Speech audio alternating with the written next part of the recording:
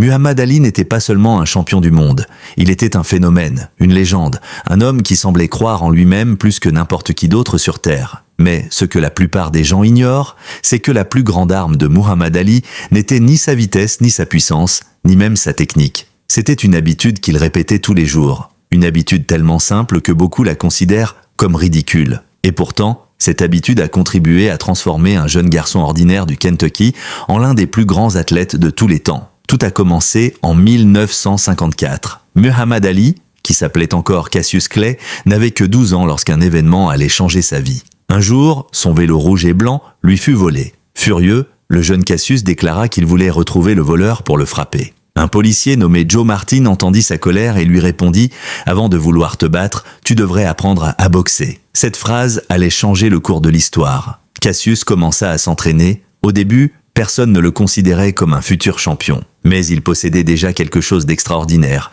une confiance presque irrationnelle. Pendant que les autres enfants doutaient d'eux-mêmes, lui répétaient déjà « Je serai le plus grand ». À cette époque, cela faisait rire tout le monde. Les gens le trouvaient arrogant. Ils pensaient qu'il parlait trop. Mais Muhammad Ali avait compris quelque chose que très peu de personnes comprennent. Le cerveau finit par croire ce qu'on lui répète constamment. Chaque jour, il visualisait sa victoire. Chaque jour, il se parlait comme s'il était déjà un champion. Il n'attendait pas le succès pour avoir confiance. Il développait sa confiance avant même d'avoir les résultats. Et c'était là son habitude secrète. Il entraînait son esprit avant d'entraîner son corps. Pendant des années, Ali continua à travailler. Ses entraînements étaient intenses. Il courait à l'aube, il répétait inlassablement les mêmes mouvements, pendant que beaucoup cherchèrent des raccourcis, lui acceptaient le travail. En 1960, à seulement 18 ans, il remporta la médaille d'or aux Jeux Olympiques de Rome.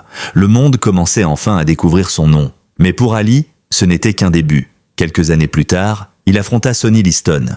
Personne ne croyait en lui. Son adversaire était considéré comme invincible. Les journalistes prédisaient sa défaite. Les experts se moquaient de lui. Mais Muhammad Ali continuait à répéter « Je suis le plus grand », encore et encore, avant même que le combat ne commence. Et contre toute attente, il créa l'un des plus grands chocs de l'histoire du sport, il devint champion du monde. Mais ce qui allait réellement faire entrer Muhammad Ali dans la légende n'était pas un combat, c'était une décision. En 1967, alors qu'il était au sommet de sa carrière, il refusa de partir à la guerre du Vietnam. Cette décision lui coûta tout. Ses titres lui furent retirés. Il fut suspendu, il perdit plusieurs années de sa carrière. Du jour au lendemain, le champion du monde devint l'un des hommes les plus critiqués des États-Unis. Beaucoup pensaient que sa carrière était terminée. Mais Ali ne renonça jamais, parce que sa confiance ne dépendait pas de l'opinion des autres. Elle venait de l'intérieur. Pendant son absence, il continua à croire en lui-même. Il continua à travailler, il continua à répéter qu'il reviendrait, et finalement, il revint. Puis arriva le combat contre George Foreman. George Foreman était plus jeune, plus puissant, plus redouté. Encore une fois, presque personne ne croyait en Muhammad Ali. Mais Ali croyait en lui. Il avait déjà gagné le combat dans son esprit. Et en 1974, lors du célèbre Rumble in the Jungle, il réalisa l'impossible. Il battit George Foreman et récupéra son titre mondial. Ce soir-là, Muhammad Ali prouva au monde entier qu'un homme capable de contrôler son esprit peut accomplir ce que les autres considèrent comme impossible.